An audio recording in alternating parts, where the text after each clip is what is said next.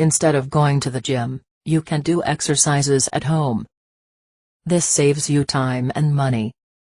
If you do exercises at least 3 times a week, you will have a more defined body, more energy, and may even lose a few pounds.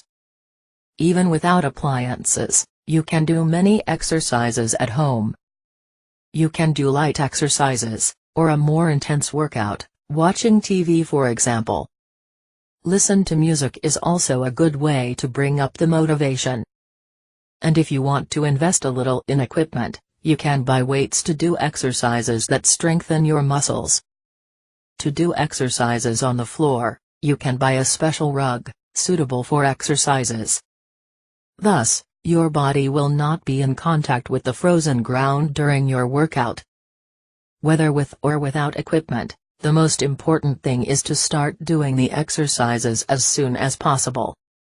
If you are a beginner, and want to start doing exercises at home now, the best thing you can do is to follow an exercise program, to correctly guide you. I recommend that you access the link in the description, just below this video, and start your exercises now.